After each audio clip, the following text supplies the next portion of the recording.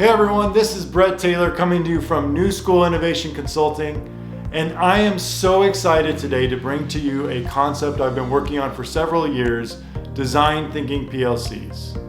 Now, if you are an educator, you are familiar with the concept of professional learning communities, or some kind of teacher collaboration, where you have focused on analyzing student data, planning instruction, and seeking to improve student learning.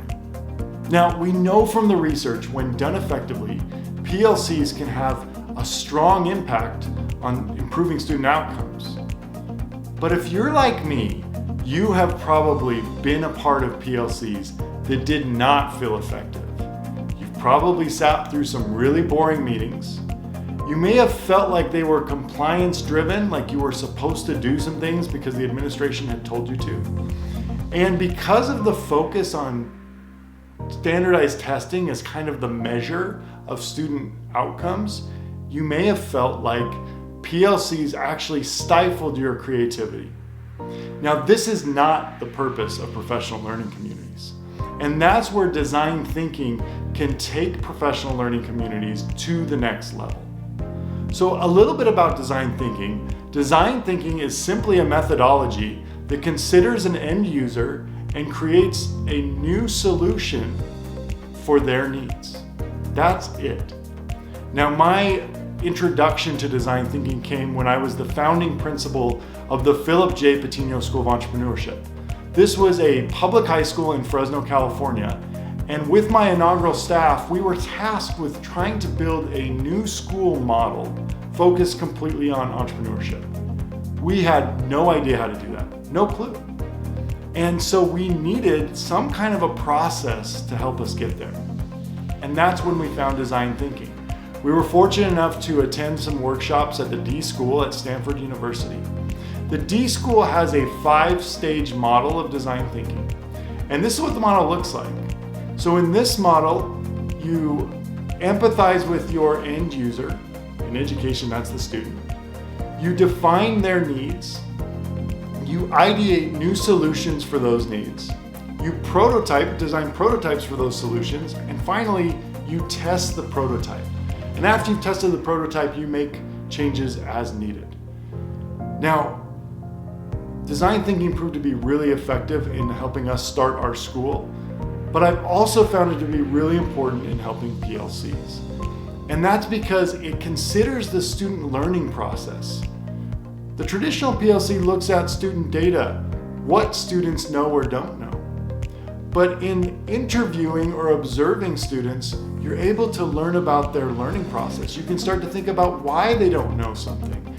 And then in the ideation process, you can think about how can you teach it to them differently. So whereas traditional PLCs tend to focus on best practices and past practices, design thinking unleashes teacher creativity and starts to allow them to think about new ways to support their student learning. Now, when I started working on design thinking PLCs as a consultant at different schools, I also went through a design thinking process and realized there were some gaps in the D School model when using them with teachers in PLCs. So that's why I've created this design thinking PLC model. It includes a few different components. One is that it keeps all 5 of the D School model design thinking stages, but then it defines specifically what you do in PLC meetings for each of those stages. It also defines what classroom action takes place in between each meeting. And then we've created several tools to help support the teachers in the design thinking process. Now, this model came from learning from teachers as we took them through the design thinking process. We built our own prototype and learned along the way. This is what our design thinking PLC model looks like today. As I said, I am incredibly excited about this process. I've seen it work for teachers. I've seen it re-engage teachers in their teaching, get them very excited about working with students. I've seen it help them understand students in a more important way, a deeper way than they ever had before. And I've also seen it lead to some amazing new teaching prototypes. If you'd like to know more about Design Thinking PLCs, I have a new book that just released, Design Thinking PLCs, Revolutionize Teacher Collaboration. Very excited about this book. It is available in ebook, paperback, and audiobook wherever books are sold on the internet. And I hope that you will understand this concept and use it in your schools, because our students deserve teachers who are seeking to understand their needs and are bringing new solutions for a new, evolving world. I'm filming this at the time of the COVID-19 quarantine. I'm at home like most of you, and our students are having to work online.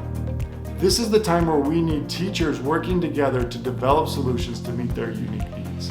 And I believe Design Thinking PLCs can help us do that. I hope you'll check out my book. Thanks so much for tuning in, and look for more content coming from New School Innovation Consulting. Thanks.